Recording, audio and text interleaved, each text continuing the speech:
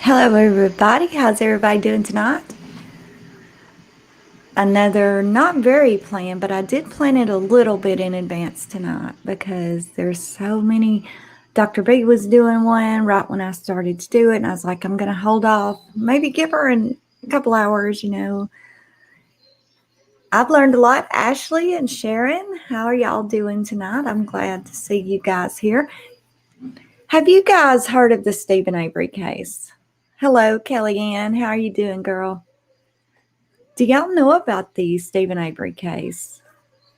Like, I was talking to Baked Cake over on Dr. B's channel, and she's not familiar with the case. And so I'm like, wow, okay, that's okay. We will do a little catch up in the beginning of this, and then we'll talk about it just a little bit more. Hello, DJ. How are you doing tonight?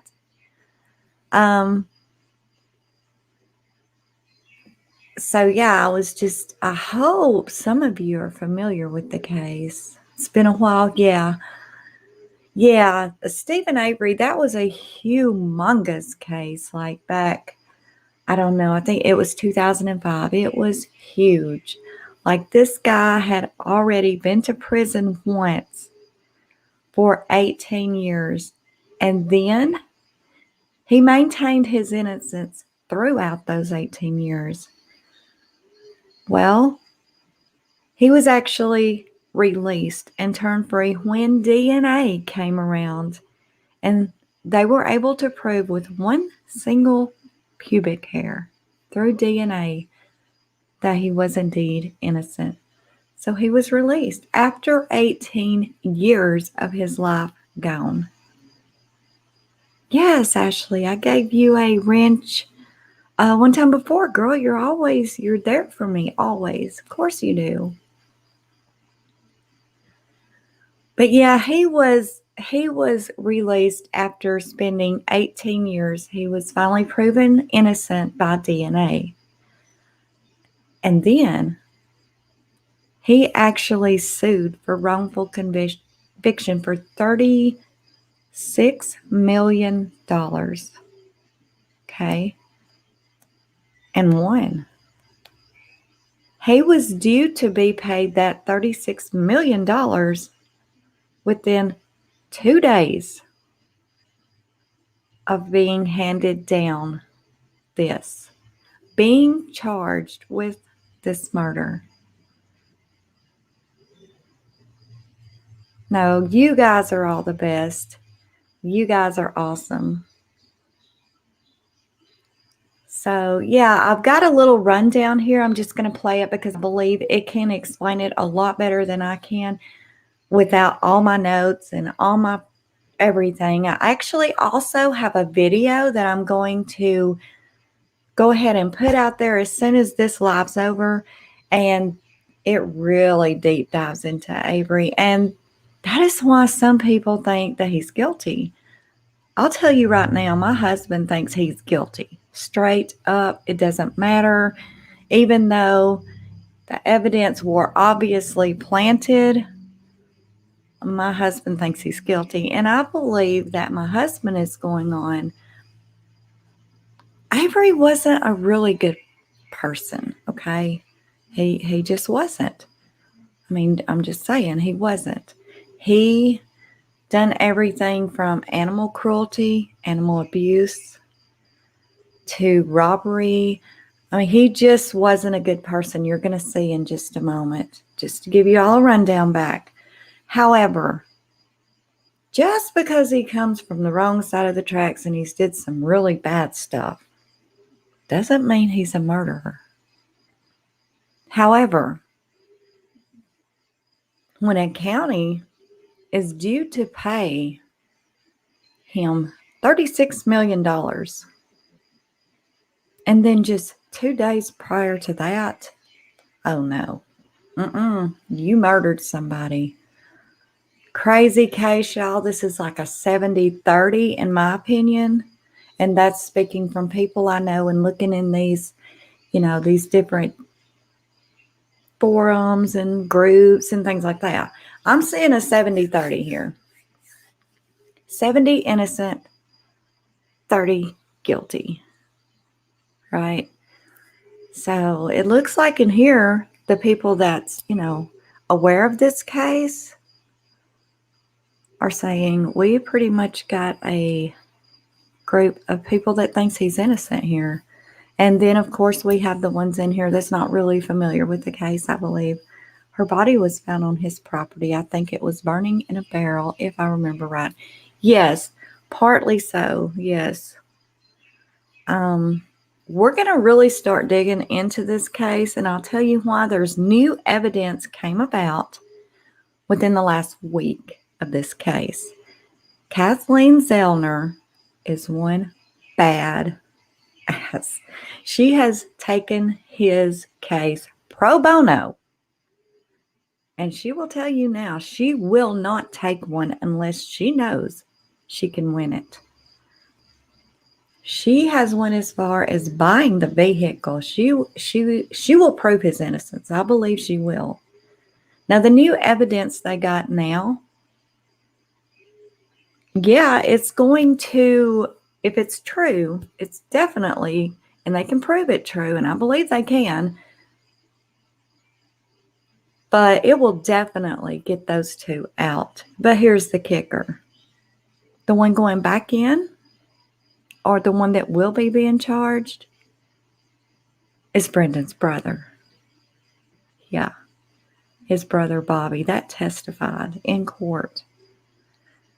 But see, the mail carrier has now signed an affidavit saying that he's seen the brother and another older guy pushing Teresa Halbach's vehicle. He also says that no, he didn't wait 15 or 16 years to come up with this story. No. He called and told them what he's seen the day that he found out Teresa was missing. Yet, Manitowoc told him, oh, don't worry about it. We've already got the guy that did it. And he was like, okay, all right then. And so he just assumed that what he seen meant nothing.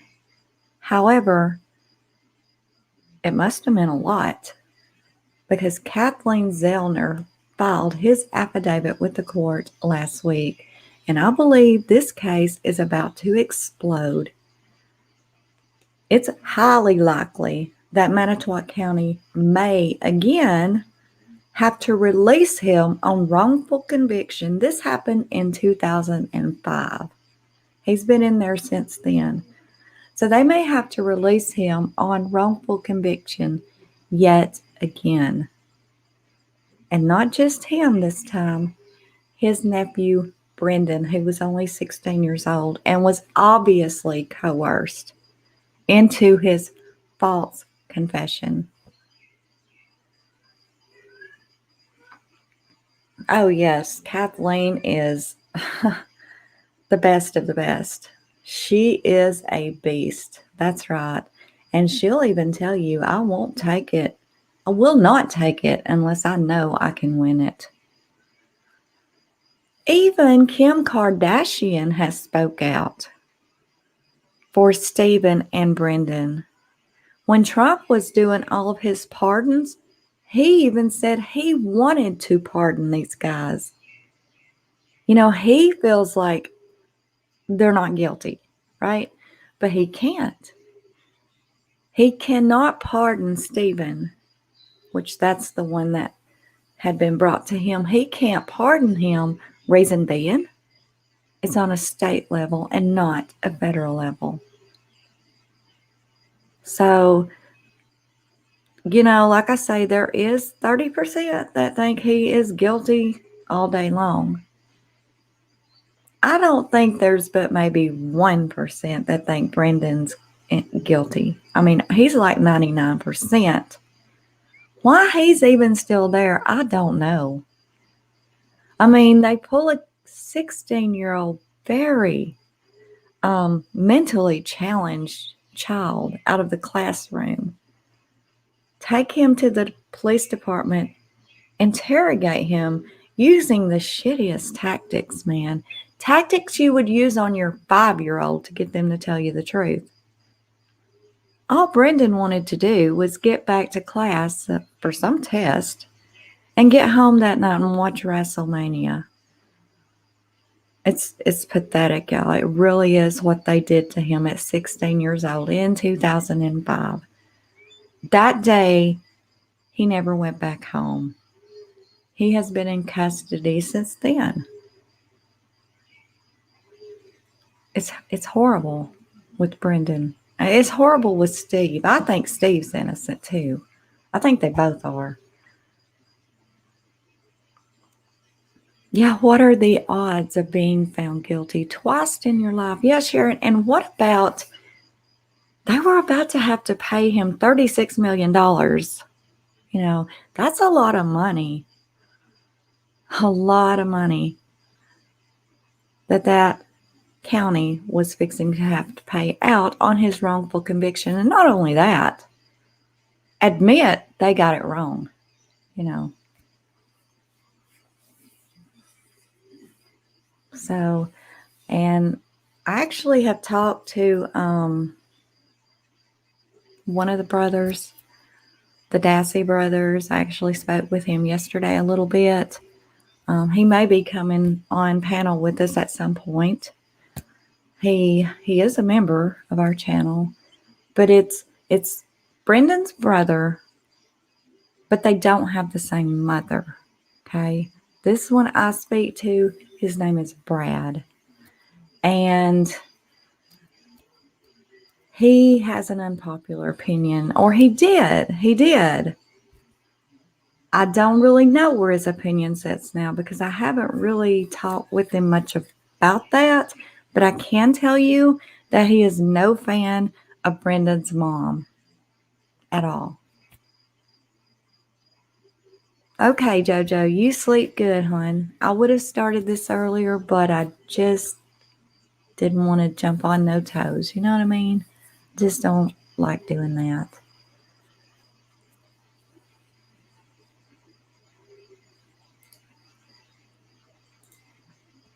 The prosecution never even proved that the bones belonged to TH. Absolutely. That is true. I mean, they did eventually say, yeah, they're human bones. But yeah, I mean, it could never be proven as fact that the bones and teeth did belong to Teresa.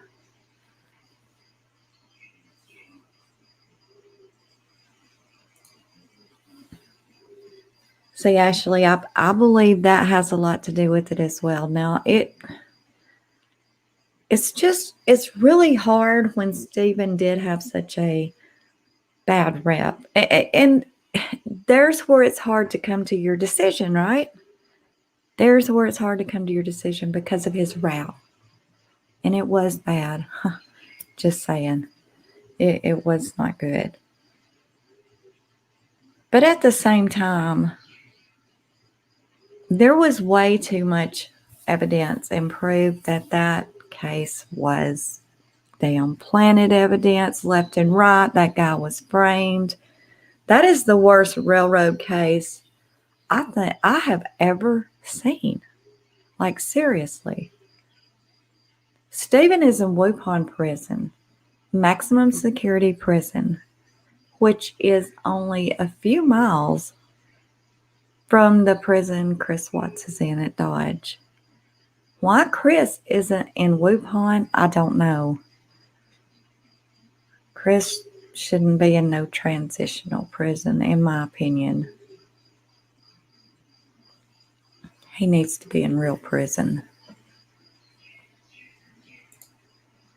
So the theory is they framed him so they wouldn't have to pay out. I truly think so. I do. And there's even theories in this case, guys. There is, and may even have some in here that think that, I don't know. But there is also theories in this case that Teresa's not even dead. Yeah, she's not even dead. It was a big insurance scam because of the way her parents acted, the way her brother acted. Oh my goodness, the way her ex-boyfriend and roommate or something checked in when they were searching the house, which is odd that they were even there, in my opinion. Just, yeah, and Teresa had made those videos like days before saying, well, if I was to die, I want you to know I love you all, and all that is part of the reason why those theories are out there, is those videos she made. Now, if you guys ain't seen those, they're going to be on this that we're about to look at to kind of refresh everybody and the people that doesn't know about it. I knew when I put Stephen Avery in the title, probably wasn't going to get a lot of interest, but hey, y'all, it's very interesting. And with the new evidence coming out there, in my opinion, it's going to explode, right? If you haven't watched Making a Murderer on Netflix, there's 2 parts. Watch it. It will help you a lot going into this case and knowing what's going on in it. But I'm going to touch everybody up on it. Yeah, Brad is pretty cool. He is, Scott. He's a DJ, like a music kind of guy. He's definitely not like the rest of them, but he will tell you really quick. He's not kin to the Averys either. He'll tell you that fast.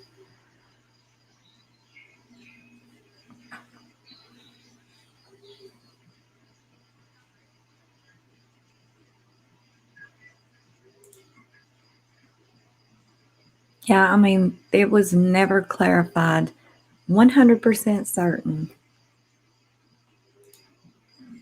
I think they framed him because he was going to say how bad those cops were. Yeah, when he got that wrongful conviction award, oh yeah, the media would have been all over him.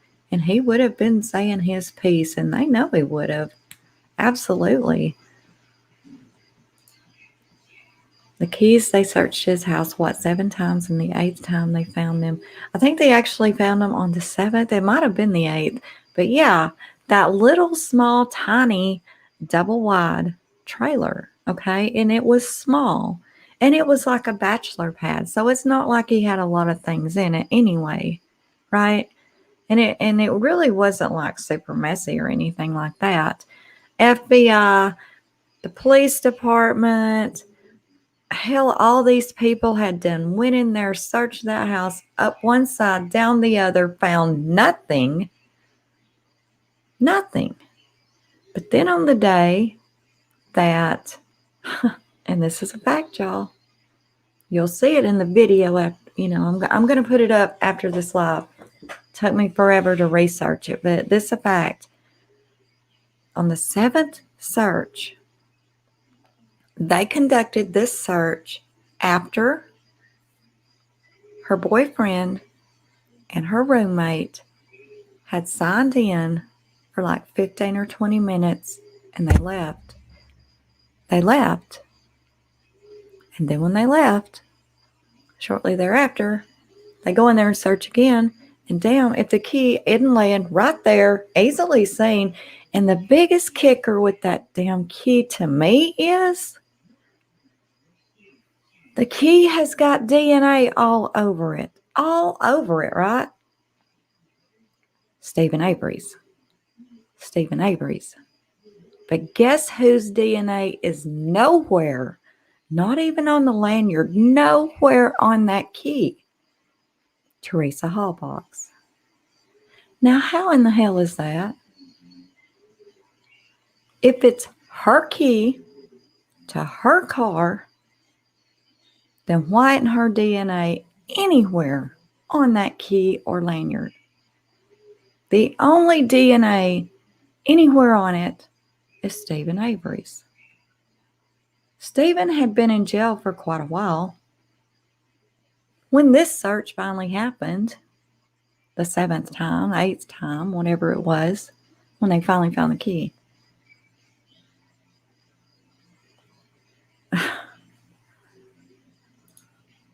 Maybe she is still alive. Maybe she was paid to disappear. That is a theory out there, girl. It really is. I was reading and reading. I've researched this case now a lot to brief myself back up on it. I'm also going to rewatch the Making a Murderer, documentary. But I also, me, I like to go deeper into that. I pull the transcripts. I'm going to get everything. I've already pulled the transcripts into the background. That's what my video's on that you guys will see after this.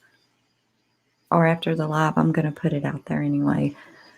But that was one of the theories because she did make some very damn odd videos. Hey, son-in-law, y'all listen. I'm glad y'all listening. Y'all just lay there and listen to me. Or you can come up. Either one don't matter. But you can listen. She made some very odd videos right before this happened. Like, I'm going to tell you, I'm just going to be honest. If my kid made those videos and I seen them, I would be like, look, we need to talk. I don't know. They're just very questionable in my opinion. She is not listed in the Social Security Death Index. See? Yeah, this is definitely a case. I don't know if Megan Jay's got into it. She's really good at deep diving this kind of stuff. Seriously, she is. But there's a lot of question around that. Like, I don't know, like the police department was in with her and their family, and I don't know. But it's very questionable. Okay. So, for some of you that, and I've seen that there is some in here that's not real familiar, needs a little refresher, let's watch this. Let me get it up really quick.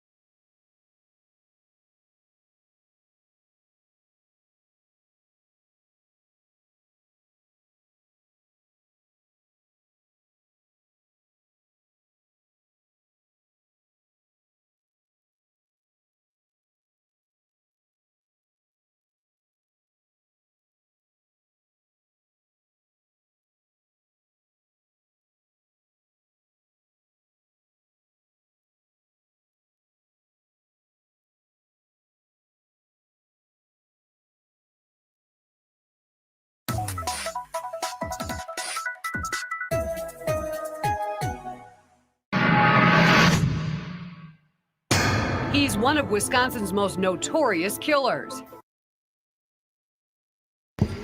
Okay, can everybody hear that okay?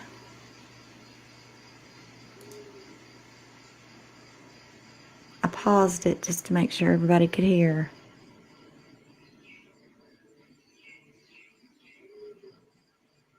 Okay, good. Thank y'all. Hey, Chatterbox, JoJo, breaking the silence. I missed you guys too. I really did. I'm sorry it's so late tonight. But man, there's lives everywhere all the time. I can't hardly ever find a place to scoot one in at. All right, y'all. This is some of you. I see some of you in here need some refreshers. So let's get this on the road. This is a pretty good one. And then I got one or two little bitty more ones, but this one's a pretty good one.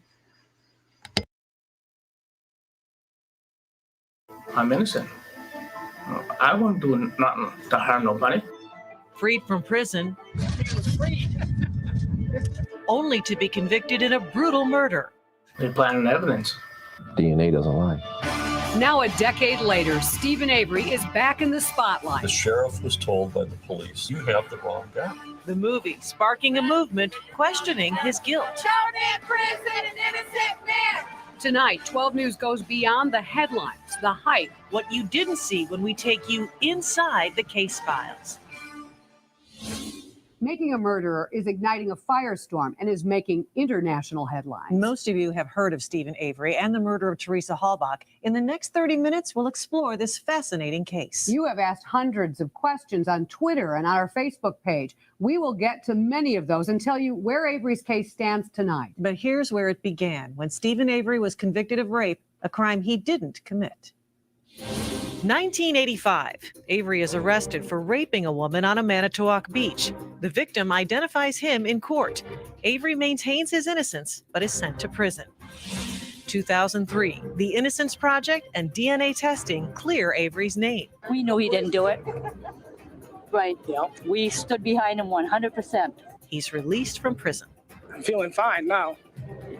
Terrific. 2003, newly released police records show the rape victim, Manitowoc police, and deputies within the sheriff's department had doubts Avery was the right man from the start. The report suggests they asked the sheriff to look more closely at Gregory Allan, a known flasher who had already been arrested for another attempted sexual assault on the same beach. I think it was a cover-up. 2003, the Attorney General conducts an investigation and clears the Sheriff's Department of criminal wrongdoing. 2004, Avery files a $36 million lawsuit against Manitowoc County for his wrongful conviction. 2005, a young photographer disappears. 25-year-old Teresa Halbach worked for Auto Trader magazine. Her final appointment, the Avery Salvage Yard. I got nothing to hide, so there should be nothing there unless they planted something there. Her charred remains are found on the Avery property. We love Teresa. We always will. She'll always remain with us. Avery and his nephew, Brendan Dassey, are charged in her death. Avery again maintains his innocence. They planted evidence. Have you ever planted any evidence against Mr. Avery? That's ridiculous. No, I have not. 2007, both go on trial. Are you willing to say that these two otherwise honest cops came across a 25-year-old photographer, killed her, mutilated her, burned her bones, all to set up and to frame Mr. Avery? They're not doing it to frame an innocent man. They're doing it to ensure the conviction of someone they've decided is guilty. Both are convicted, both serving life sentences. And nearly a decade after his murder conviction, Avery maintains his innocence. And 12 News' Colleen Henry has been following his case since his release from prison back in 2003. And Colleen, he wrote you a letter just last month. It's just one of several letters that Avery and his family have written over the years. Yeah, this latest letter, Kath, was his response to my request for an interview. I asked him if he would talk about how making a murderer has affected him, and he wrote, "The real killer is still out there." He goes on to say, "I am really innocent of this case, and that is the truth. The truth will set me free." Of course, this case centers on a young woman from Calumet County. 25-year-old Teresa Halbach vanished on Halloween 2005. Now, the documentary suggests investigators targeted Avery from the beginning, but our case files show there were other suspects in their sights. The Avery Salvage sign is a bitter reminder of a difficult time in these parts. Today, blue ribbons hang from the sign for Teresa Halbach, so she's not forgotten in the media frenzy of making a murderer. That was all my daughter. She shared the image on Facebook. We all got a heart. And people out there, they just don't think we do. Earl Avery and his brother Chuck still run the Salvage Yard, and despite the family's sympathetic portrayal in the documentary, he says his family continues to take the heat. They call us murderers. They call us everything else in the book. People pointing fingers at you and saying maybe it was you and Chuck. Yeah, that was just a bunch of bullshit. People are going to say what they want to say. They don't even know us. A decade ago, Stephen Avery made headlines when he was freed from prison for a rape he didn't commit. He was in the process of suing Manitowoc County for wrongful conviction when Teresa Halbach went missing. Day one. Photographer Teresa Halbach has 3 freelance shoots to photograph cars for Auto Trader magazine. She's never seen again. Day 4. Halbach's mother calls police. Co-workers say she hasn't been to work in 3 days. Day 5. Hello, this is Teresa with Auto Trader magazine. Investigators learn one of Halbach's last assignments was at the Avery Salvage Yard. Manitowoc's sheriff asked Calumet County to lead the investigation because of Avery's lawsuit. Couldn't believe it. Somebody missing, It's not good. Day 6. We found a RAV4. Investigators ship it to the state crime lab for testing. Day 7. The crime lab finds human blood inside Halbach's SUV. In Stephen Avery's trailer, investigators seize guns, handcuffs, leg irons. Day 8. On the 7th search of Avery's trailer, a Manitowoc investigator involved in Avery's lawsuit finds a car key in Avery's bedroom. To schedule me out again. And deep down it hurts. Day 9. In a fire pit next to Avery's trailer, fire marshals find bone fragments and human teeth. Day 10. 12 News is on the phone with Stephen Avery as officers arrest him for gun possession. He's a convicted felon and can't have the 2 guns found in his trailer. While the documentary suggests the sheriff's department only targets Avery, investigators look at the entire Avery family. 12 News is there as they round up 7 of Avery's relatives to get DNA samples, including Avery's brothers Chuck and Earl. Both have sex-related convictions. Finally, the crime lab confirms the teeth and bones found in Avery's fire pit are human. A shaken sheriff tells the Halbach family. That was very hard for me, and I'm sure 20 times harder for them. Day 11. The crime lab reports 4 separate samples of Avery's DNA in Halbach's car and Avery's DNA on that key found in his bedroom, a key they now know starts Teresa Halbach's SUV. Day 12. It is no longer a question who is responsible for the death of Teresa Halbach. The district attorney announces he will charge Stephen Avery with murdering Halbach and mutilating her corpse. Day 13. I didn't do nothing. Avery goes on the defensive. They planted evidence. I was going to be there. I wouldn't harm her. She seemed like a nice girl. She did her job, and that was it. Avery is now serving a life sentence for murder. A decade later, his brother Earl believes Stephen was framed. I think he deserves another trial completely. Oh yeah, he was railroaded. His brother Chuck. Goodbye. Well, we'll leave if you'd like us to. I gotta go. All right. And tonight, 12 News has learned members of the prosecution team have been in touch with the Halbach family to assure them, if need be, they're prepared to try Stephen Avery again, Joyce. And speaking of the Halbach family, they've said little about the Netflix series. Her brother released a statement. It reads in part, "We are saddened that individuals and corporations continue to create entertainment and seek profit from our loss." Making a Murderer struck a chord with people around the world. Many of you are asking what happens next. I don't know if it's killing her or keeping her alive, one of the two. From the families to the legal fight, the documentary's lasting impact. And there have been significant advances in forensic testing. And where calls for a new trial stand. Plus, Hey, Steve, we've been waiting for you. What do you want to say? From his exoneration to his murder conviction, 12 News' Colleen Henry has covered Avery since day one. the key piece of the story she says was left out of the series. Manitowoc County, take a stand. Don't imprison an innocent man. Scores marched outside the Manitowoc County Courthouse recently. Many came from across the country.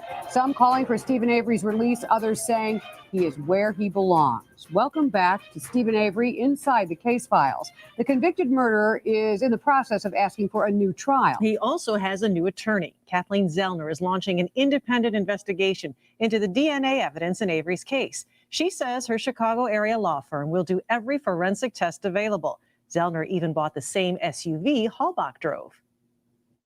I want to examine what was not tested in the car that should have been tested. Since 2007, there have been significant advances in forensic testing.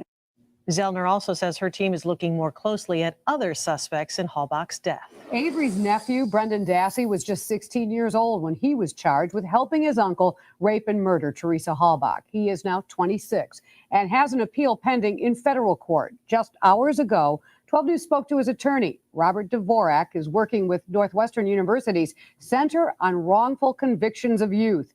He argues Dassey's first lawyer failed to protect his interests and that his confession was coerced. Dvorak says Making a Murderer has many questioning the law on how police conduct investigations. Inevitably they say, you mean they can do that? You mean they can lie to you to get you to give a statement? It provides a huge service in educating and at least starting a discussion about issues in criminal justice and how it works and what police can and can't do. Dassey has not seen the documentary, but his lawyer says he has gotten many letters from viewers. Just last month, the state moved Dassey from a prison in Green Bay to one in Columbia County without any explanation. Both are maximum security facilities. Making a Murderer has created a media firestorm that's been difficult for some and provocative for others. Colleen Henry looks at its impact on everyone involved. Exhibit A. He may have his own Facebook fan page. Morning, Your Honor. Attorney Jerome Buting. But you can still find Avery attorney Jerry Buting fighting for clients in the courtroom. But Buting says Making a Murderer has made that more challenging. I do have an agent because I can't handle all of the emails and the contacts, and it's just overwhelming. I can't practice law anymore without somebody helping me. They've appeared on national news shows. Now Buting and co-counsel Dean Strang are taking their show on the road. A conversation on Making a Murderer is booking theaters across the country. My focus right now is on trying to deal with the systemic issues, hopefully in a forum where we can have a good give and take about it. No offense, but somebody just asked in the chat, who was it? Let me see. I think it was Chatterbox. Why? Some people think that Teresa has not passed away. Yes, that is one theory out there and one speculation. We talked about it just now. I think it was before you got in, though. But after this, I'll show you why. I'll tell you why, and I'll also show you one of the reasons why.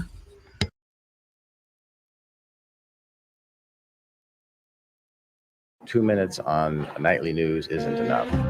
Despite the media juggernaut, Buting says no one's getting rich off the documentary. The two filmmakers didn't have deep pockets that they could go out and pay people. They asked people to participate, and those who did chose to do it. 12 News caught up with Avery prosecutor Ken Kratz in New York. I'm meeting with my agent and some publishers trying to finalize our deal. Kratz says Making a Murderer made him one of the most hated men in America. It also got him a book deal. Once I get to present the entire side of the case, which was shown to the jury, and even more that was shown to the jury, I think the general public will come back around to the same conclusion that the jury reached, that Mr. Avery was guilty of murder and he's right where he belongs. Avery remains at Waupun Correctional, where he now communicates with supporters via Twitter messages posted by his new Illinois attorney. Quote, I want everyone to know that no one in my family, including me, was involved in the murder of Teresa Halbach.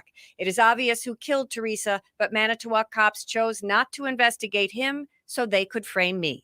They call us murderers. They call us everything else in the book. Back at the Avery Salvage Yard, brother Earl says the family's seen backlash and support after Making a Murderer. How are your mom and dad?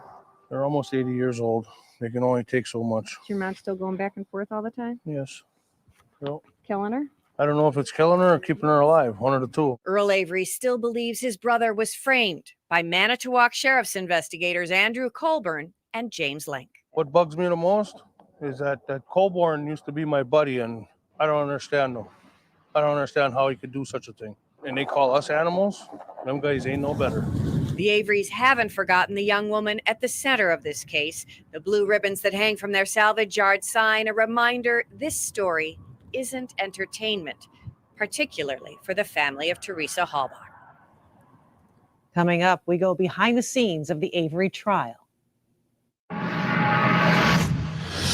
What the hell happened? You saw 12 News' Colleen Henry in several episodes of Making a Murderer. When you watched the docuseries, was there anything that came back to you, or maybe you said, well, what about this? The important facts about Avery. Thank you so much, Sharon, and I truly appreciate that. And Ashley, his parents are still alive. His dad's not doing very well, and his mother is now living in a nursing home. So her wish to be able to have her son home for Christmas one more time before she passes away. Well, she's not home herself anymore, and she's not doing well. I think now they're like 85 years old. She says we're left out. And we heard from you on Facebook and Twitter. She's here to answer your questions about the case. From exoneration to conviction, 12 News investigative reporter Colleen Henry covered Stephen Avery's story for years. And you not only see Colleen in Making a Murderer, you hear from her too. Our Patrick Palantonio asked Colleen about the experience and what she feels the filmmakers left out. Hey, Steve, we've been waiting for you. What do you want to say? I knew he was coming. We were standing there waiting, and obviously it was the first opportunity we were going to have any chance to talk to him. And I knew him a little bit, and I know he's a guy who wants to speak his mind, and I knew he wanted to speak. Hey, Steve, everybody's listening. What do you want to say today? I'm innocent. Jurors deliberated nearly 8 hours. Of course, the defense contends Avery's DNA was planted by... In Chilton, Colleen Henry. Scott, this clip here is actually, I think it's probably about 5 years old, I believe it is.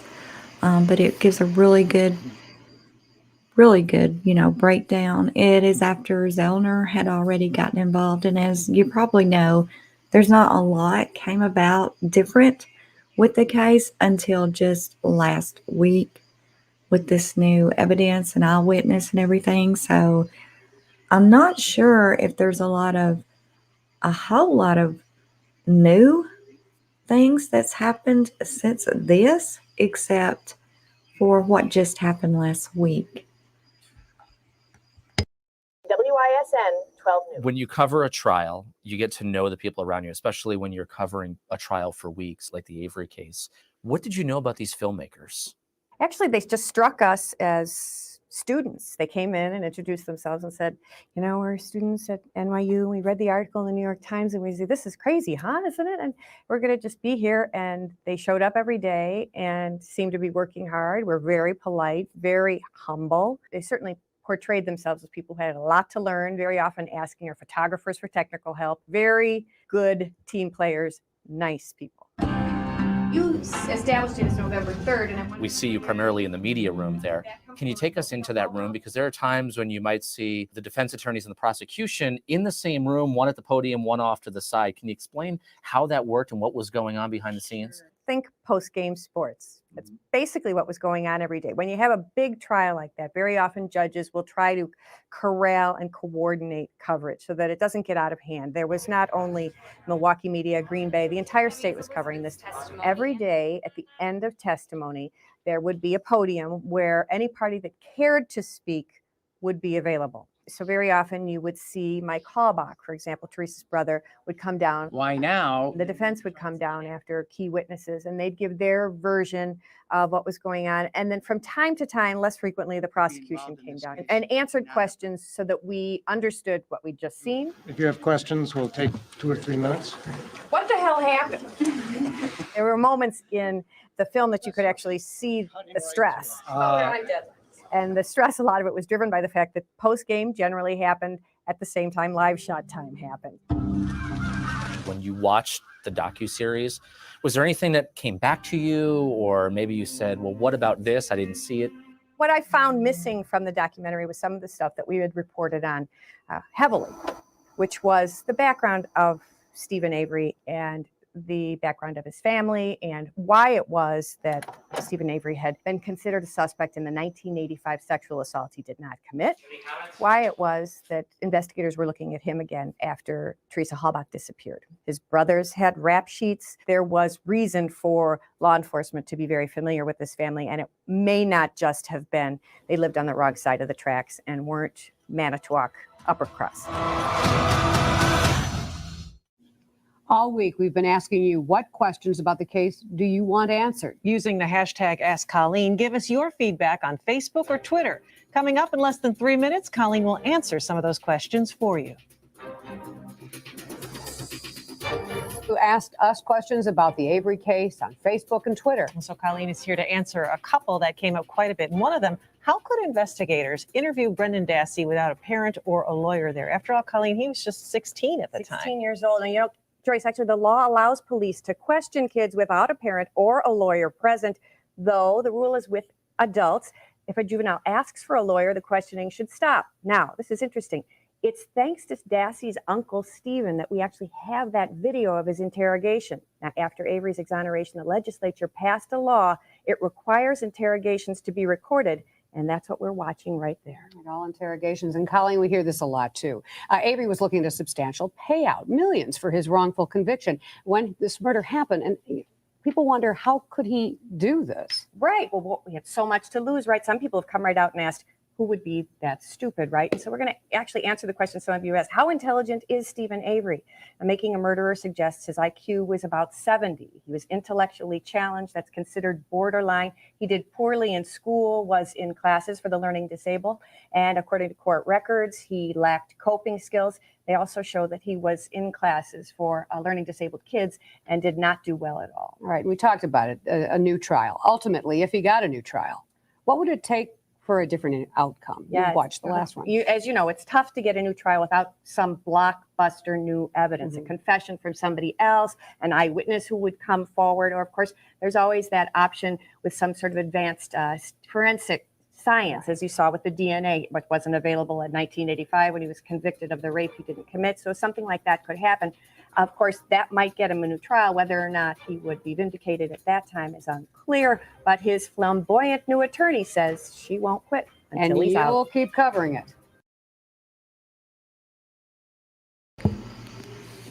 So I hope that, helps some of you. There was also somebody in the chat asking why people think Teresa could be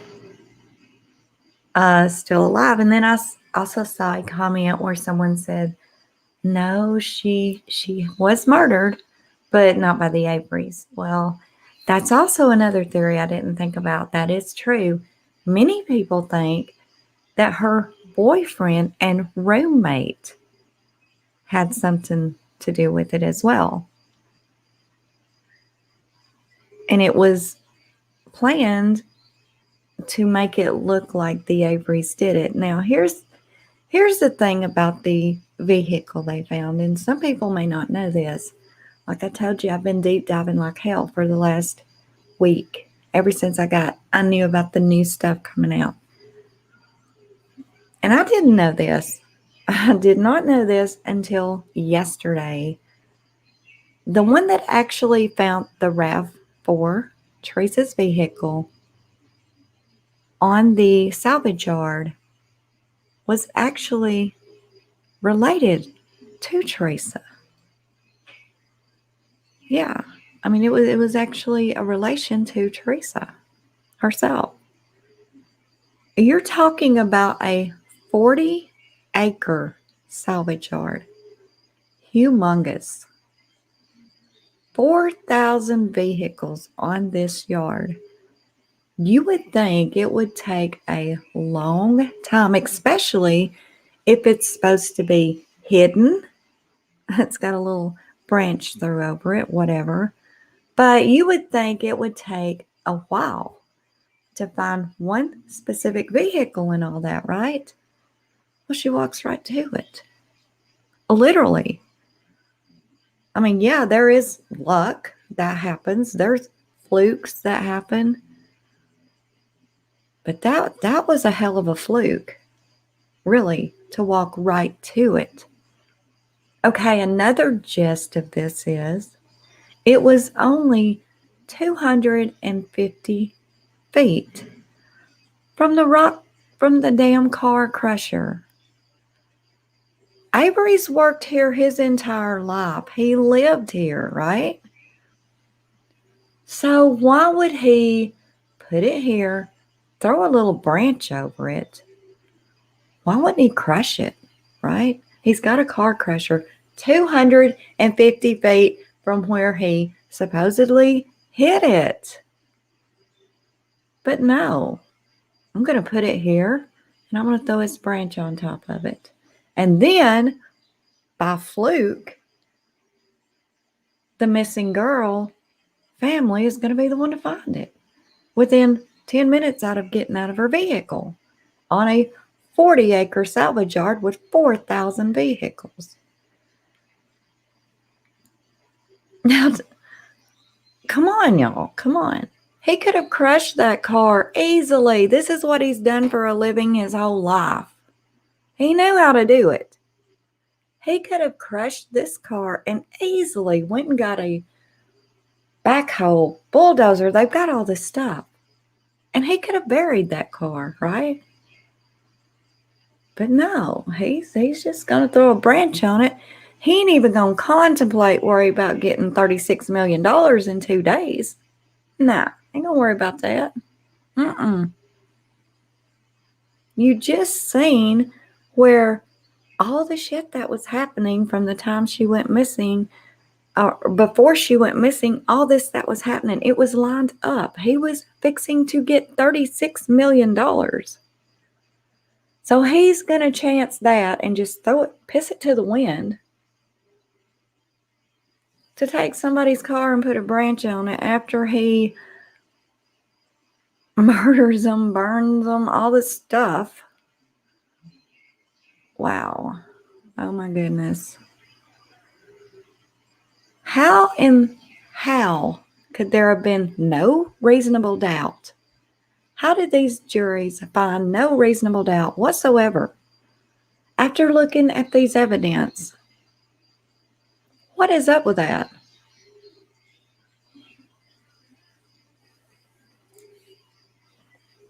My theory has always been that RH and MH got the car to that hiding place with the help of the police.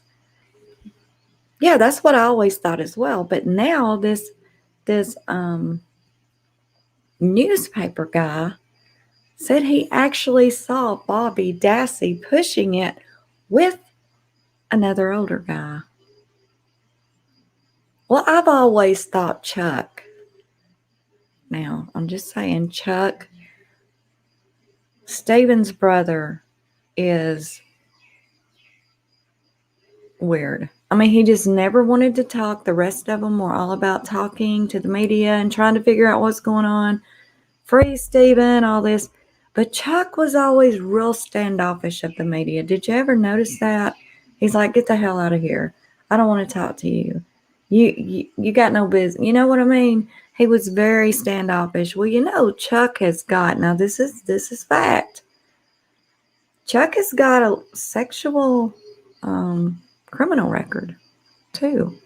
I mean, he does. Not, you know, I'm not saying he done anything, but I don't know. Very crooked cops. Very, very terrible. And then I do believe that this guy was railroaded and framed. $36 million. And then he was in jail because they were able to arrest him after that first search of his house. They were able to arrest him because they found a gun. And any of you from the country, you know what I'm talking about. You know, you got the gun racks in your house, in your bedroom, and your rifles are on them. You're hunting rifles, you know what I'm talking about. If any of you's from the country, you know what I'm talking about. I got one in my room, got 4 guns on it. Might have 5, I don't remember. But anyway, you know, you put those long rifles on it. Okay. That's what they arrested him on, is above his bed he had one of those gun racks, and it had 2 guns on it. One of them was a muzzle loader. And then one of them was like a 22. And the 22 was actually his landlord's. You know, his landlord even said, yeah, that's mine, you know, whatever. But either way, it was in Stephen's house. So that's what he was arrested for, a felon in possession of a firearm after the first search. So he was in jail when they finally found that car key on the 7th search. The 7th search, they finally found the car key just there in the middle of the floor with nobody's DNA on it but Stephen's. The owner of the vehicle, no, her DNA's nowhere on it. So yeah, that's kind of odd, no matter how you look at it. But while he was in jail, when it come time for them that 2 days or whatever it was, that they were going to have to pay him that $36 million, they're like, no, wait a minute. And so they're trying to call to whoever done that DNA. I don't know what it was. But anyway, Stephen is like hitting it here. He needs some money, right? He don't have anything. He needs some money. He's got to have an attorney. So they're like, okay, well, you know, you take $400K settlement. And he's like, yeah, I guess so. So he took it. $400K, which is, you know, $100K shy of $500,000. Still a lot of money. But every cent of it went to the attorneys. And they were damn good attorneys. But, and in my opinion, they proved all kinds of reasonable doubt, like all over the place. But for whatever reasons, this jury didn't think so.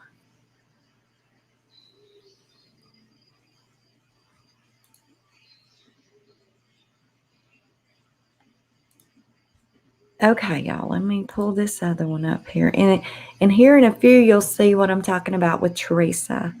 And those, have any of y'all seen those videos she made just before this happened? I mean, you may have already seen some of it.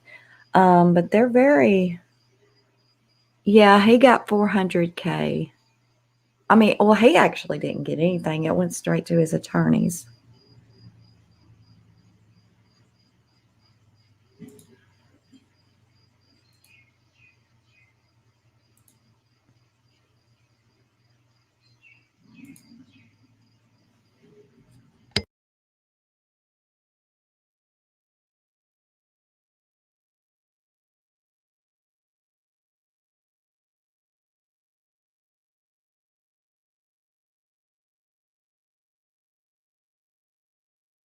Halbach went missing until Dassey's conviction. Now, during our 4-part series this week, we're going to show you some never-before-seen video and interviews, including some with Stephen Avery. It's a story that's creating a buzz around the world about the justice system and a case tried in our own backyard. Investigators say the 25-year-old photographer was on assignment for Auto Trader magazine when she disappeared. The scope of this investigation is now criminal in nature, and we are classifying it as a homicide investigation. I remember turning around on the anchor desk and saying to my news director, do we mean the Stephen Avery? Did you have anything to do with Teresa's disappearance? No, I would never do nothing like that. You know, to harm anybody or take somebody away from their family. Hundreds of hours of footage from NBC 26. Before Stephen Avery was even a suspect, our former reporter Diana Alviar interviewed Avery, since he was the last person to see Teresa Halbach alive. I get told, go to the Avery salvage yard, go talk to him. So we call him and he said, sure, come on out. What are your feelings for her parents? And They must be going through hell. At the time, Alviar thought he seemed cool, calm, and collected. if they asked you to take a polygraph, would you? Would you not? And why?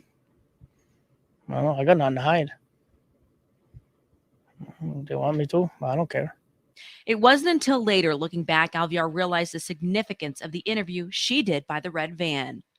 I was asking one of the law enforcement personnel who was standing, and I said, what are all those little flags? And he said, well, those marked spots where Teresa's remains were found. And I can't tell you what went through my body when he said that, because I knew where I'd been standing, and it leaves me without words.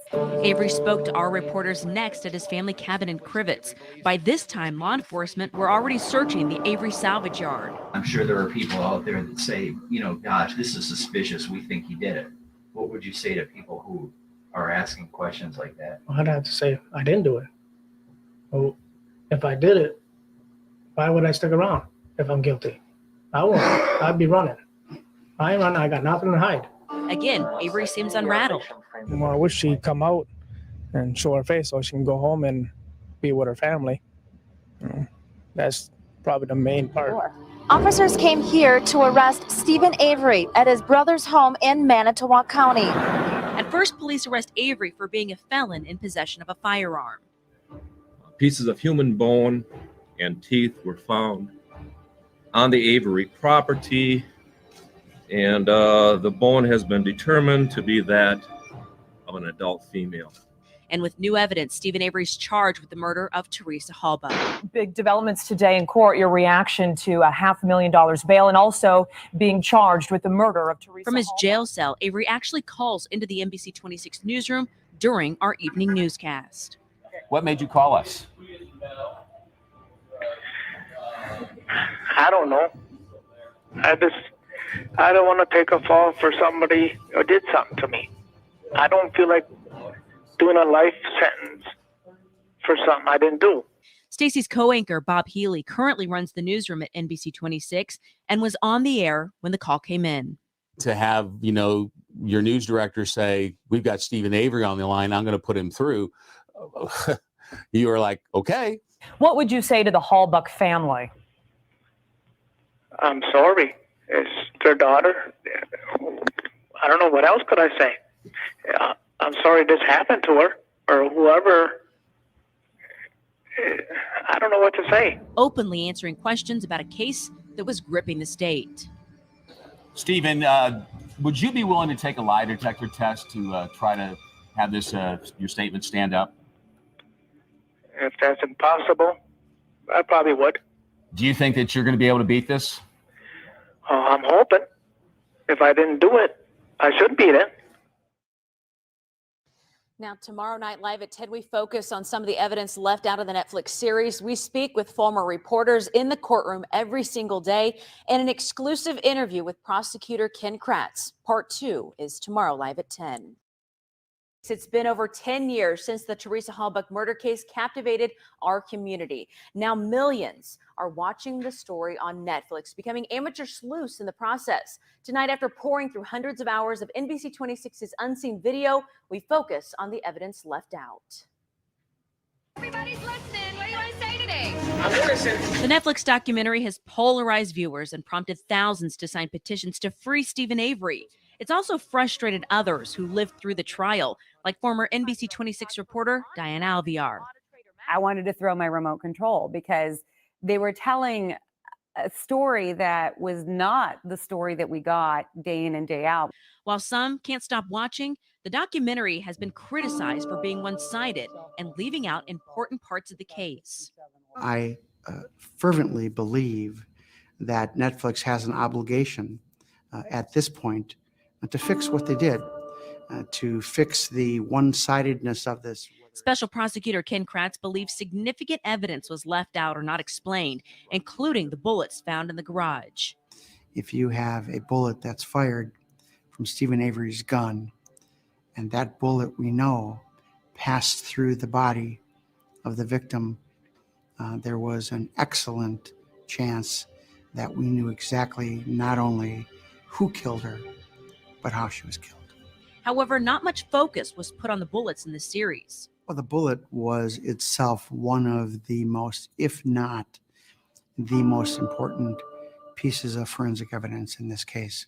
Another piece of evidence Kratz says was missing, that Stephen Avery specifically called Auto Trader magazine asking for Teresa.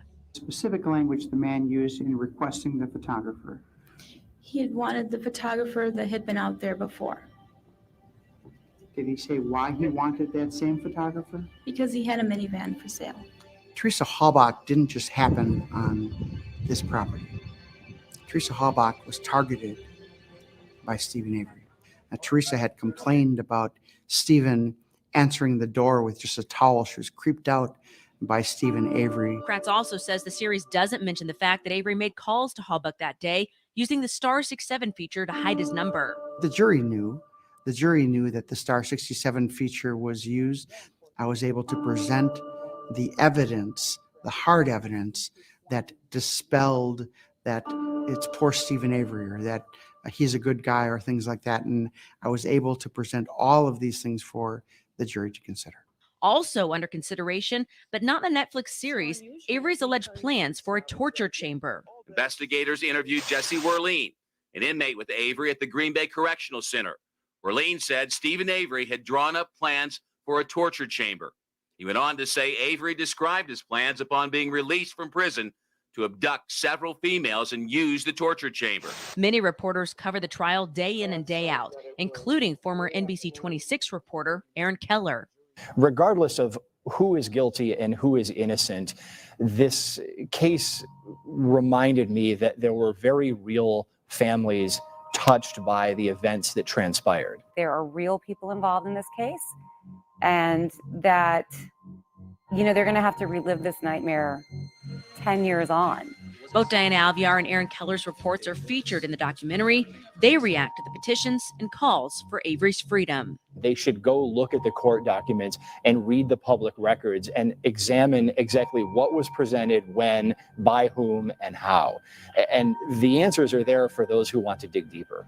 It's the debate about innocence, and everyone who's seen the documentary has an opinion about Avery's guilt or innocence. And the man who put Avery behind bars, he stands behind the verdict.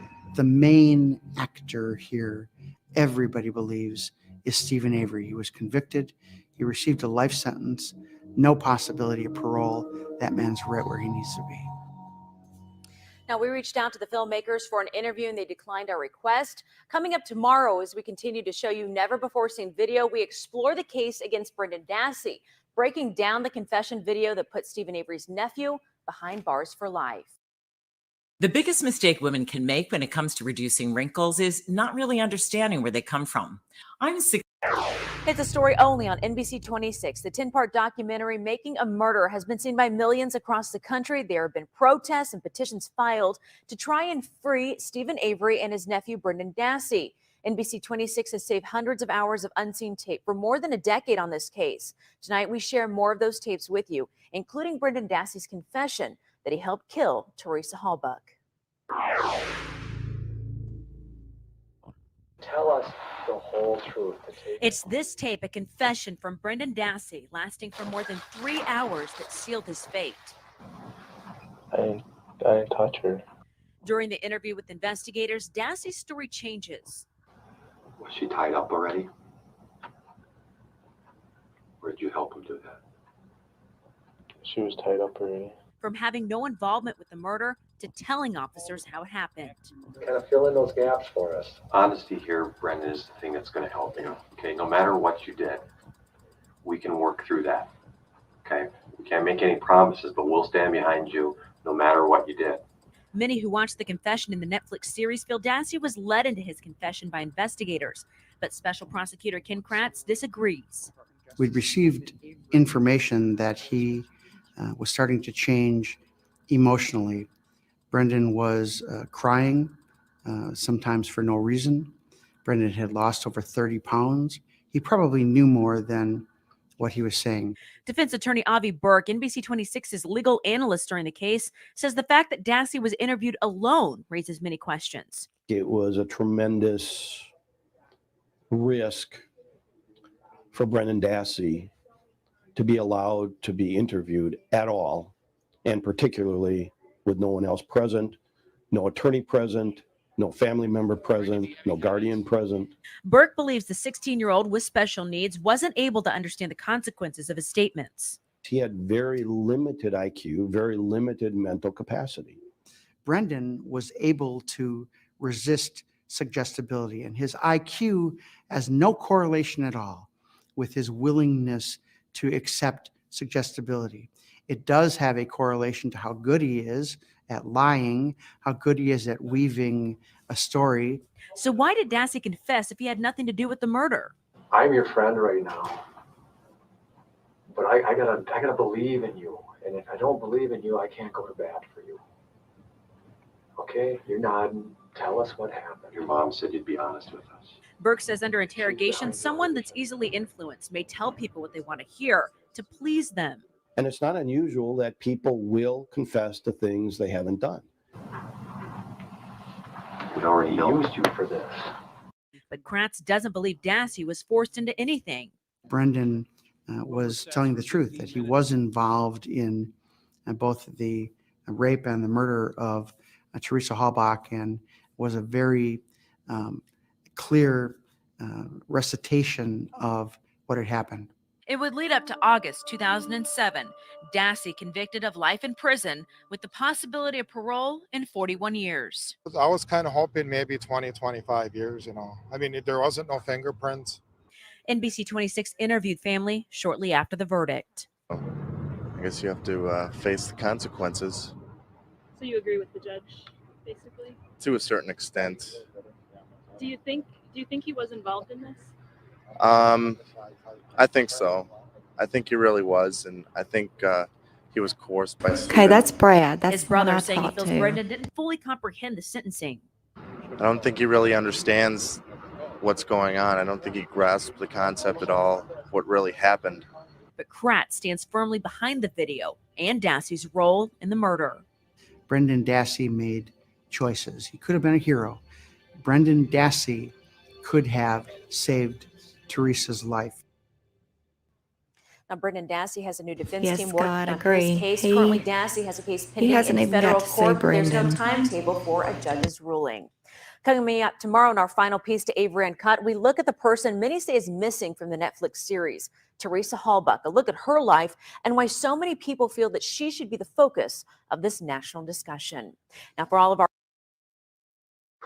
it's a story you'll only see on Okay, this is the last part. Here you will Murders at the see center those of a worldwide videos, phenomenon, just Making some a clips Murderer, of those a videos, Netflix series enough that's prime binge-watching that material you'll for millions question them across the as world. well, I These believe. Hundreds of hours of never-before-seen video we've stored for over a decade is the story of a 25-year-old photographer with dreams to fulfill. I love knowing that I have nothing to complain about. I love knowing that my family is healthy, that I have a lot of friends. It's the home video Teresa Halbach made, never thinking it would one day be shown in a courtroom during the trial of her murderer. I love my sisters and my whole family, of course. Talking about her family, those she loved, her dreams, and her biggest regret of her life was ever cut short. The only thing that could happen now is that I wish I could have become a mother. That's the one thing I've always known that I want.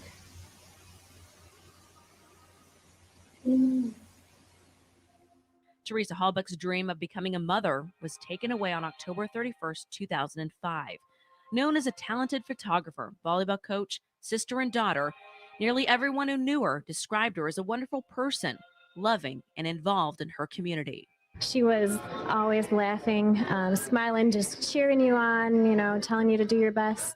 But she's also the woman many feel was left out of the Netflix series, overshadowed by her killers. You really don't get a sense of the tremendous loss that occurred within that family. It was very one-sided.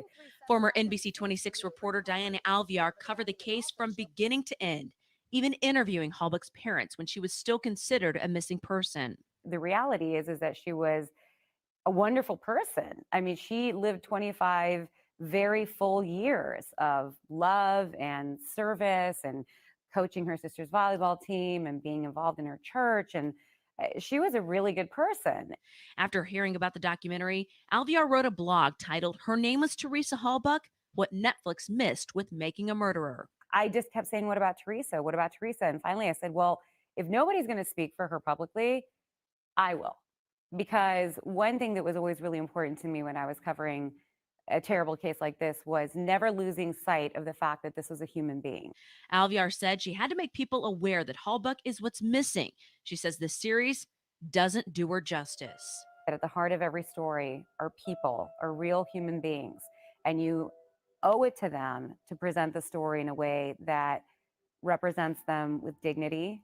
During a service for Teresa after her death, Marie Santiago shared this story with NBC 26.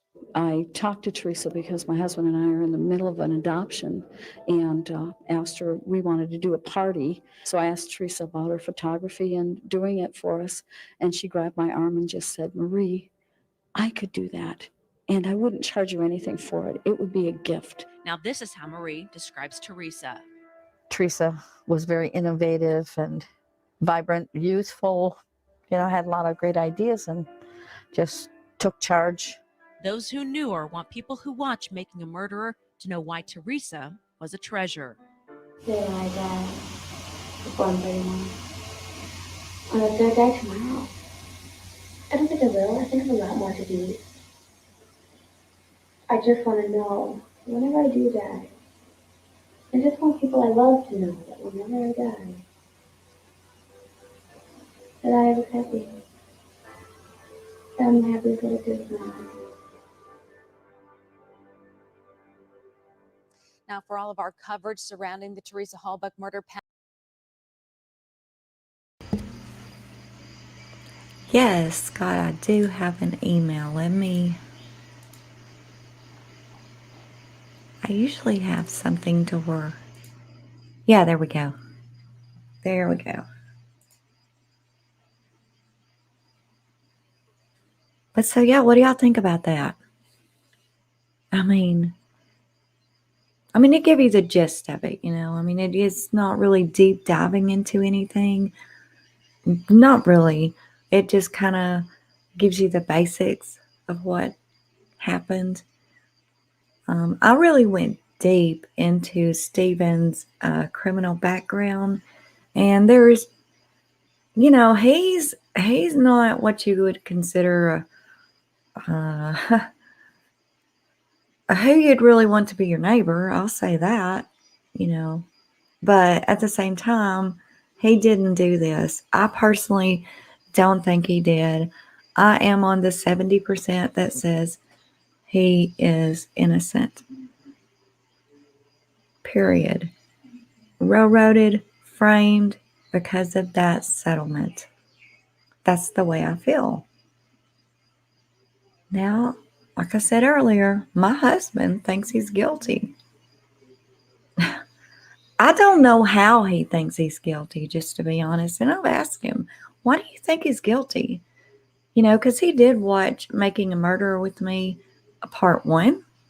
He hasn't watched part 2, which part 2, in my opinion, if you had any doubts, part 2 is definitely going to seal that deal for you. So maybe that's what it is. I don't know. He's not really that much into true crime. I think he's just going from, you know, the past criminal record. You can't do that. Besides, he's never murdered anyone. Now, what he did to the cat, oh my God. But, you know, at the same time, that does not make him a killer, and him doing this. And I don't think he did.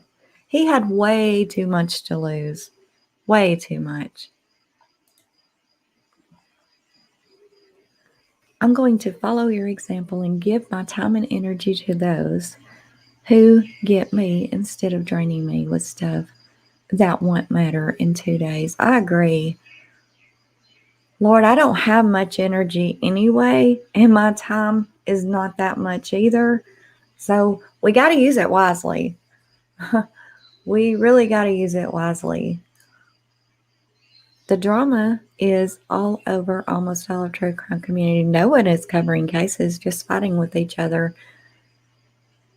Really, I mean, is it still going on out there like that? I don't get that. Why? What's the point? I mean, we're true crime. We might as well call ourselves Drama Incorporated. And ever so often true crime. But when we got true crime, you know, there's definitely going to be drama because nobody can agree to disagree.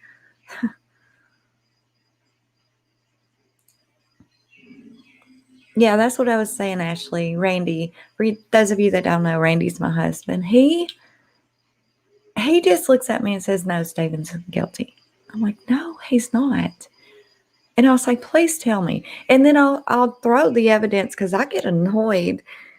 I just do. And I'll start throwing the reasons why I think he's innocent. And Randy's like, well, yeah. But he'll never tell me. So I know it's because of the whole past stuff. And I'm not going to say anything against anyone, but Stephen has had a bad rep, like his whole adult life. Like when I was deep diving into his criminal record, it's like he was always in trouble. He was always doing some shady stuff. Come on. Ripping off 2 cheese sandwiches. I mean, really? There was a lot more to it than that, but, he ripped off 2 cheese sandwiches in the process of doing what else he was doing. It's just, wow. He's got a bad criminal past, and the SA charges are not good. And the thing the neighbor said that he saw him doing in his front yard with his wife, I mean, all this stuff makes him sound like a complete deplorable idiot, just to be honest. But it doesn't, I think that's why it was so easy to frame him. It's because of him and his family's whole reputation. Now, looking at what these people had, I mean, hey, come on, you got to admit, if you've got a 40-acre salvage yard with 40,000 cars, the car crushers, the garages, the tow trucks, all this stuff, there's a lot of money in that. I mean, I know Randy was a diesel mechanic. I'm just talking on tools, right? Not to mention all the tow trucks and all this other jazz they had. So you can't really look at them and say, "Oh, well, they're just poor people." You know what I mean? People talk about people terribly. Well, no. From what I've seen that they had, they were, they had a lot. But after all, now Stephen did live in that little bitty single wide trailer, and he rented it.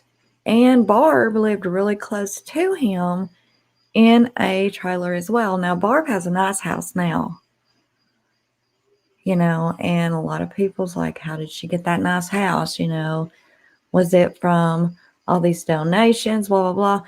It was also said that the mom and dad got tired of the kids dipping into the donation and just started putting all the donation money in their kitchen in a safe so nobody could get to it. I mean, I don't know what's happened to it since the mother is now in a nursing home and the dad can barely walk. I don't know. And then there's also a lot of people that think Scott, Barb's husband,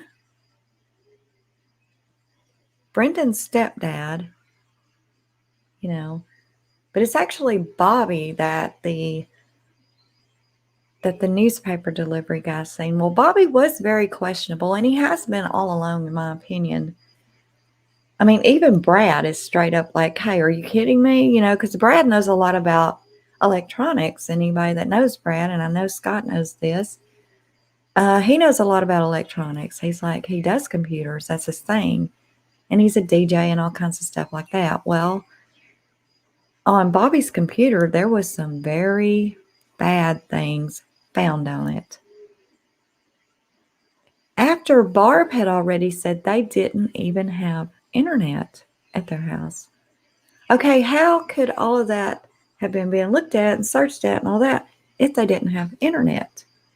See, that's another thing, very questionable. A lot of people says now, and even Brad, I'm going to tell you Brad's saying it too,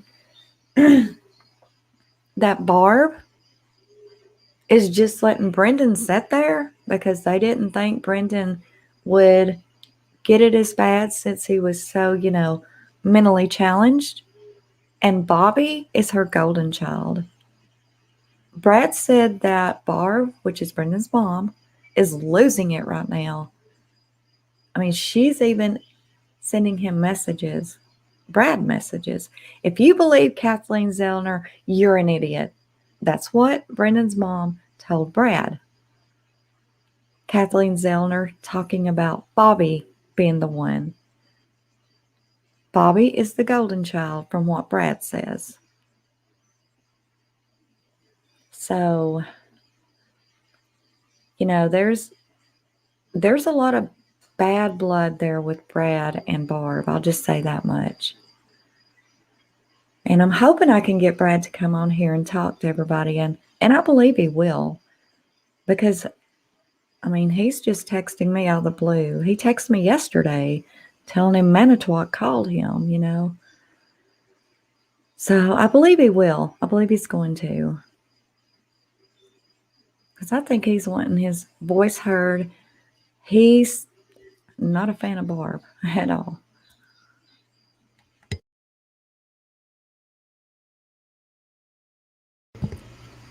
The cops ruined over $800,000 of equipment and motors and things looking for evidence.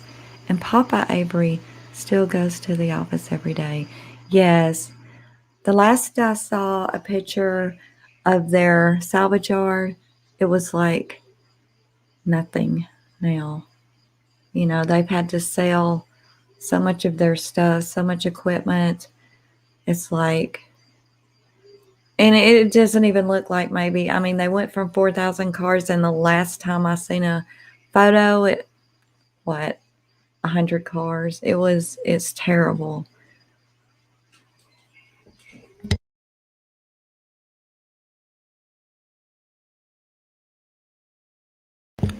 Well, see, Scott, this one group I was in, and I don't even remember what it was, but Barb was one of the main people in that group talking. And, you know, she had lots of fans in there. But I think it was one of the family groups or something. But now she's tripping out saying, Bobby's got kids. Bobby's got kids. Leave Bobby alone. He hasn't done anything. Well, Brendan, I mean, it's a possibility he may have kids now if his whole life hadn't been taken from him. Look at the stuff that was found on Bobby's computer. Right? I mean, Brendan was just wanting to go trick-or-treating. This happened on Halloween. He was just wanting to go trick-or-treating. But Blaine went ahead and went trick-or-treating, and Brendan just decided to go over with Steve to the bonfire. You know, Stephen was having a bonfire, and they cleaned the garage out, and, you know, I guess Stephen was going to give him a few bucks to help him clean out the garage, whatever. And so he just decided to do that, but he really wanted to go trick-or-treating.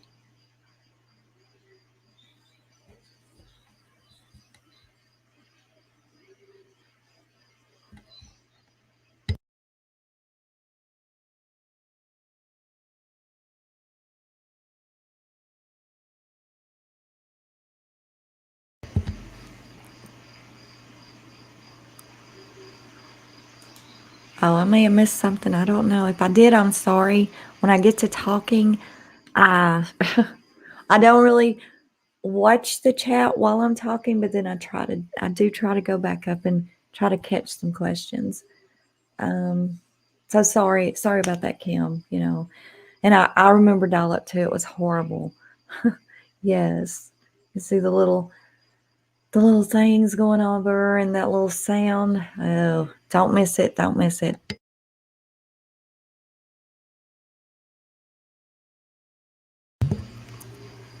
Kim, I've been on Watts Island for 3 months, and I've made many mistakes, but also met some beautiful people, and I can promise you this. It's never personal. Yeah, that's true. I've met a lot of good people. That's one thing that came from this crazy island is without that, I would have never made a YouTube.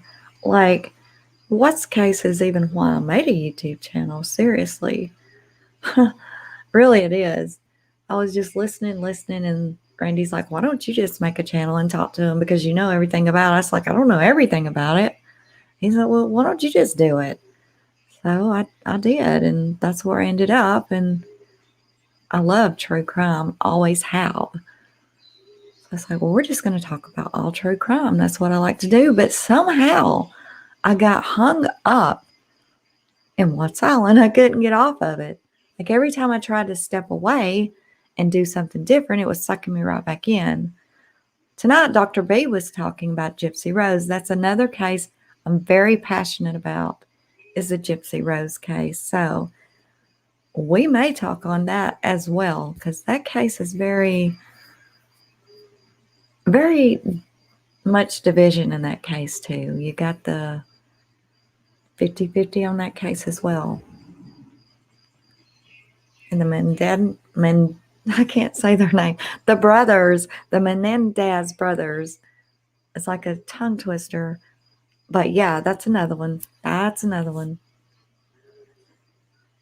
Okay, Scott, thank you for coming by. I appreciate it, hon. You're going to have to come back. You're going to have to come back and talk with us on panel about this case. Because this Avery case, God, you could talk about this case forever. Seriously. And there's always something. And I hope you guys have an opportunity to watch that video I'm fixing to put out. It'll show you a little bit more. And you know me, I'm going to start at the beginning. So I started with this video that I'm going to put out. It's his background. And it's going back into his complete adult life. You know, there's even a little mention of his minor life. But you can't really talk much about that because those are sealed records, juvenile records. But he's had a very decorated past with the police, but most of it's just been minor, you know, just minor stuff.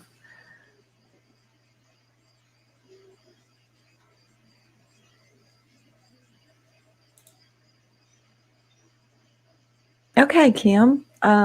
What is the name of your Facebook page? Are you talking about for the Avery case? I know, Brad. Yes, he is. He is.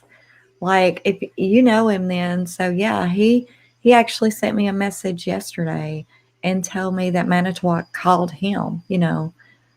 So yeah, I know he's going through a lot. He really is. He's been through a lot, period. He's caught hell for what he said, you know, just after that media interview he did. You know, well, what can you do? It's still there. You just seen it. It's still there. It's not going anywhere.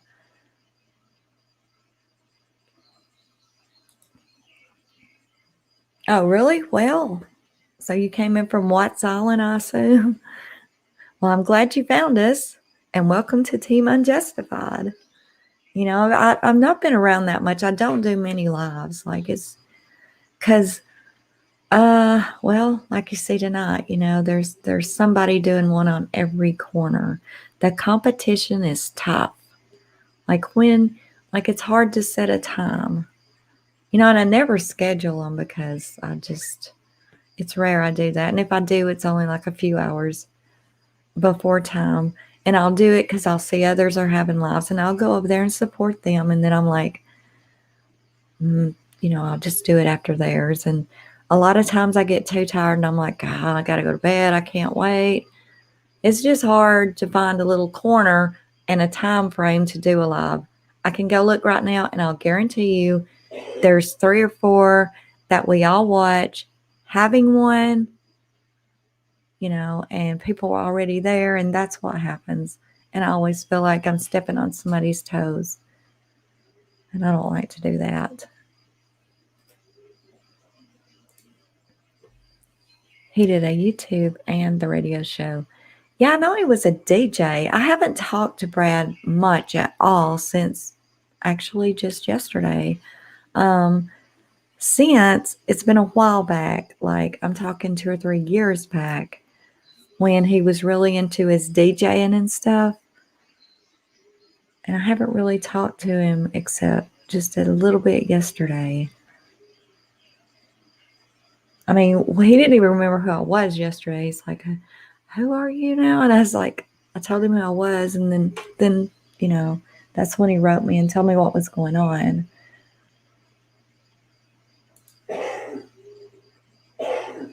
You've done some beautiful work on the Watts case, and your work has been invaluable to me in learning the facts and forming my own opinions.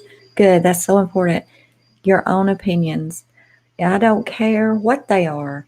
Really. As long as nobody's victim bashing, I don't care.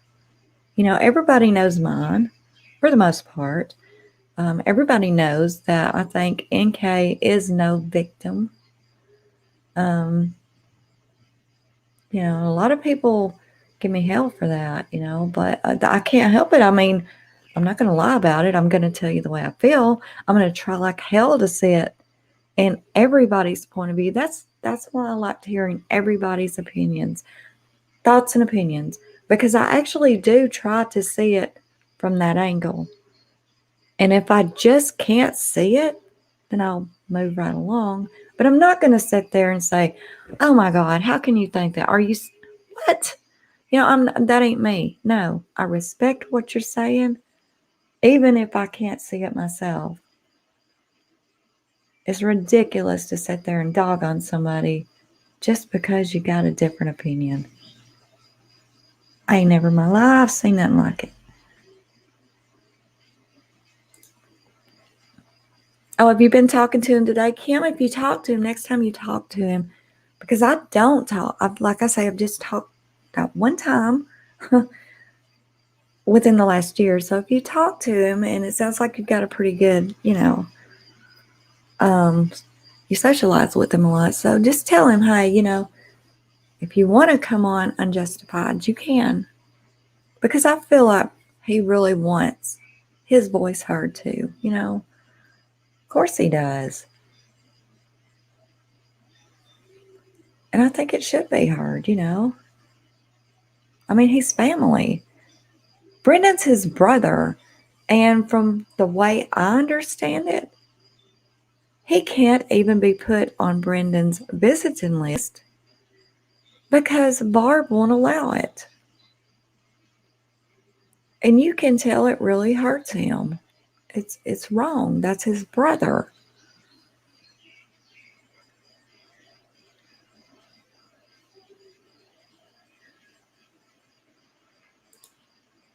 Kim, Scott says to tell Brad that Scotty Pippich said hello.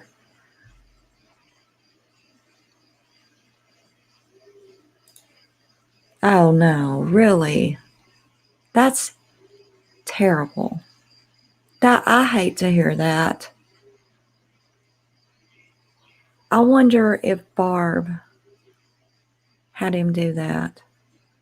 Because, I mean, Brendan is so childlike, and that's Mom. And if Mom told him to do it, just like, don't put him on your visitor list. If she had him do that, that's so wrong.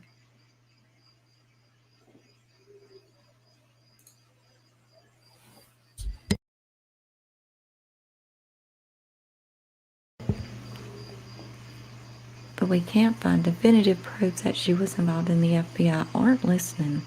And the DA doesn't care, and what's has come to a space where we can't move forward with anything. I agree.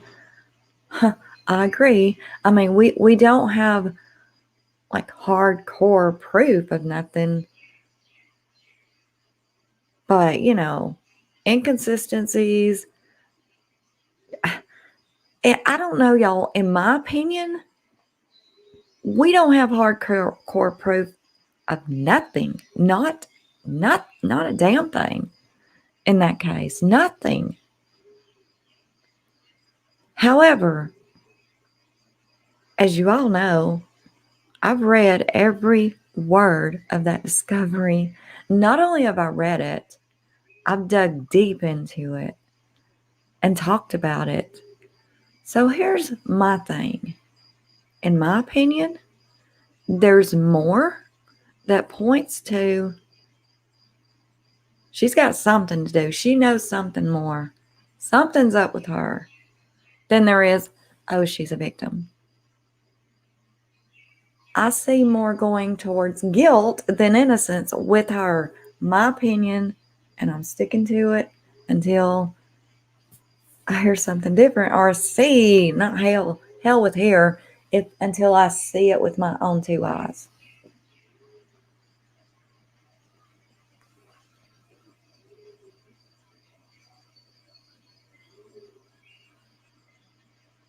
I mean, when you're talking about pains, when you're talking, and I know everybody's like, oh my God, the pain, but by God, you can't rule it out. It happened. It happened. And I know I get tired of saying it too, but, it's there. There's no explanation for it except the damn theories we have out here. And, a lot of people's like, well, she just wanted to ride by there and to see if he was really with his wife. Okay, that's your theory. And that's cool. And I respect that. That ain't my theory. Why can't you do the same with my theory? My theory is completely different. So if I can respect yours, why can't you respect mine? You think I'm stupid when I have a theory, but if I disagree with your theory, then I'm an idiot, right? I'm just a damn idiot because she was cleared and blah. No, she wasn't cleared. She was never a suspect. She was a witness. She was almost a suspect. Almost. Because they had them search warrants ready. They had the search warrants ready for the house, for the car, for the phones. They had them all ready. But guess what? They never got served. Why didn't they get served? Because she miraculously calls them, hey, wait a minute. You ain't got to serve no warrants on me. I'll come talk to you. Huh, coincidence much? Oh my goodness, I done got off on the wrong case. Y'all see what the Watts Island does? It's like quicksand. We can be talking about one thing. Somehow, it always turns back to the quicksand. It's like you get back in the quicksand, it sucks you right back in.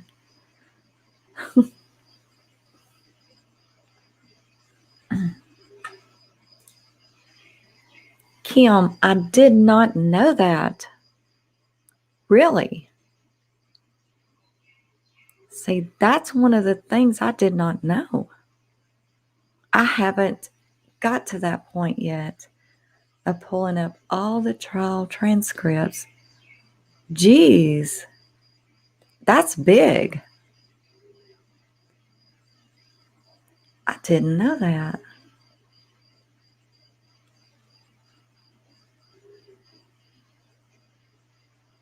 Yeah, it is fake cake. I think COVID originated from Watts Island or something. Kim, do you want to come up and talk, with us about the Avery case? I mean, two Kims, we couldn't be wrong, right? Would you like to come up and talk with us about it? Because the case is way too interesting for people not to really know more about it. I hope everybody in here can watch Making a Murderer. Like, that is like the icing on the cake. Like Scott says, it goes way deeper. There's rabbit holes everywhere. More so than the Watts, for sure. Absolutely.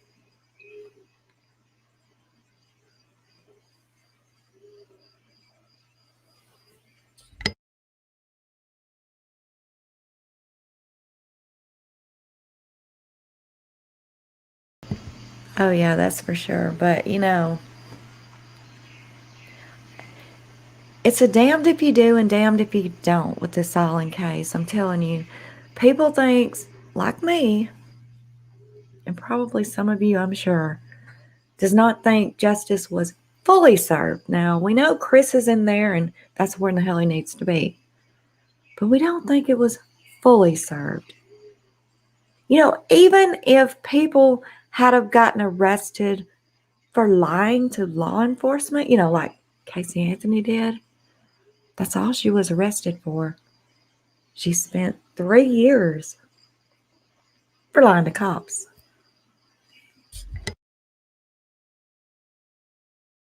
But in this case, so many people lied to cops. Nobody was arrested.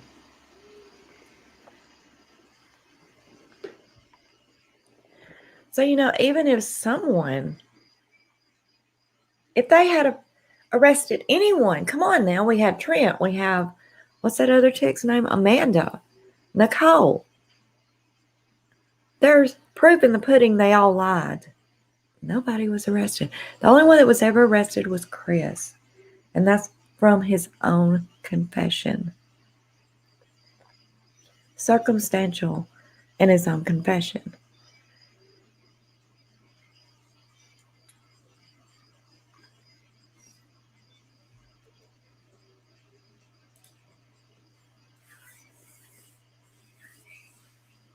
Yeah, we will do that, Kim. But also know you're more than welcome to come up here and speak with the viewers here as well. But some of I have learned this because I have a Facebook page as well, and I've learned that some of the YouTube subscribers doesn't even have Facebook.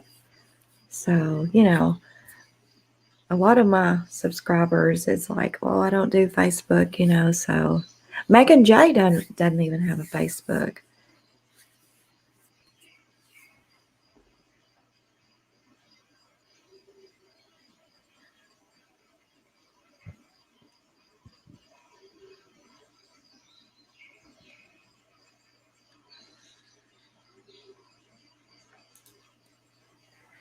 And I hit it around at Carmen's bones, but I believe most in the chat are too new to the case. Yeah, I'm going to have to dig deeper into this case, Scott. I'm going to be honest with you. When I was digging into it, it was definitely the making of murders, those two. And then I just kind of left it there, to be honest. I had went and I had watched many documentaries. I had read up on a lot of stuff shortly after part 2 in Making a Murder. I started just looking up on all kinds of stuff, but yourself, that's been a few years. And then it's just kind of a case that's been there, and I try to keep a check on if there's anything new.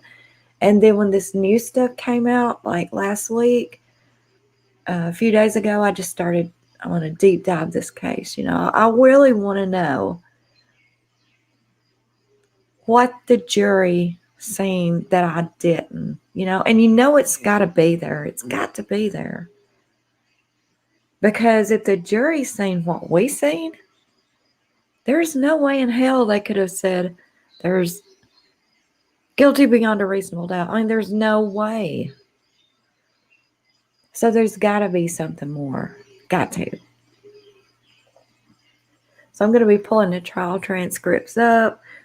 And I've already deep dove into his criminal background. Got that over with. Going to pull up those trial transcripts. We're going to pull up some phone records. Kim just said that Bobby and Teresa pinged at the same location, which, wow, that's a big deal.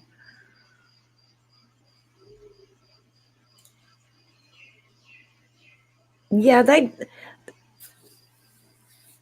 said, and you two, Kim or Scott, may can answer me better on this, because I've heard so much about these bones, right? They will say, well, yeah, it was confirmed to be human bones and teeth, but they really couldn't confirm who.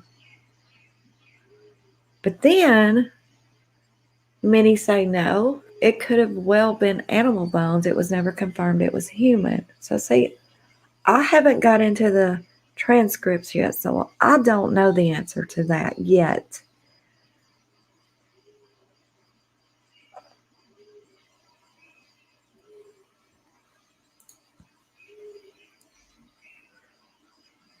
All of us are shot at first, and then we go up there on panel, but it will just come natural. Justified's real easy to talk with and really good to listen. That's right. We got the best team. Oh, yeah, y'all. I was going to tell you. Let me show you something. I almost forgot, because we're fixing to be ending this live. So all of you that's still here, I want to show you. I ordered some ink pens, and they're really cool. They got the stylus on the end. They're really nice pens, very good pens. And I'm trying to get the picture of them up here so you can see them. But anyway, every time I do a live, like at some point during the live, and I almost forgot. Lord have mercy. But anyway, because, well, they just came in the mail today. That's why I almost forgot. But every time we do a live, I'm going to have a giveaway with, a pen. I want to send it to you. if you're one of these people that's worried about sending me an address to send it to, I'm sorry. I mean, I can promise you, that I'm not going to dox you or anything like that. But I thought these giveaways with these pens would be cool. And they're really nice pens. And who don't need a pen, right? I mean, really. So let me find this picture here, because I know I got it.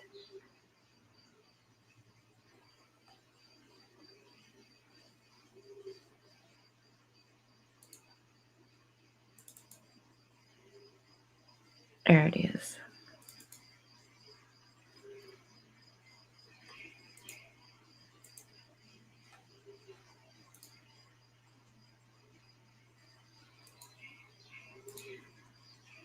Okay, y'all see that?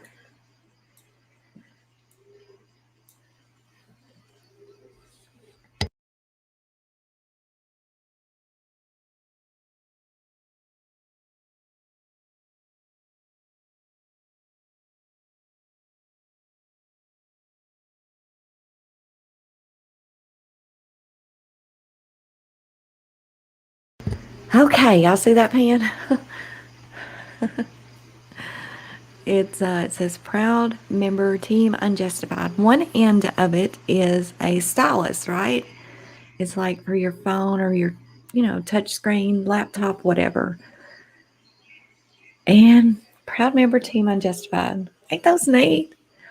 God, they took forever to come in. I ordered them. I seen this little ad on Facebook and I was like, those are cool. I like those. And it was like, oh, and they're guaranteed, this big pitch they give. And so I'm like, cool, I'm gonna order 50 of them, So yeah, I'm gonna give one away. And so here is the thing. Let me get on this page so I can see your comments quick.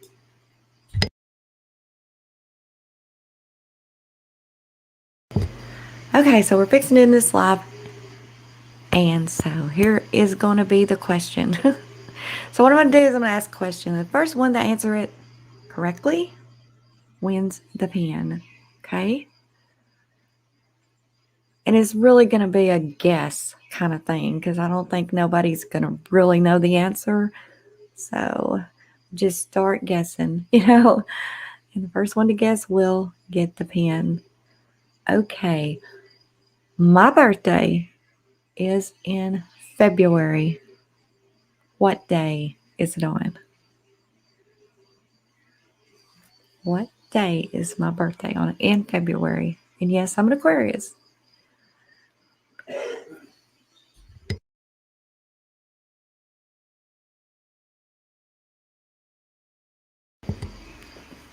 No, Scott, it ain't the 4th. No, not the 25th. No, not the 14th.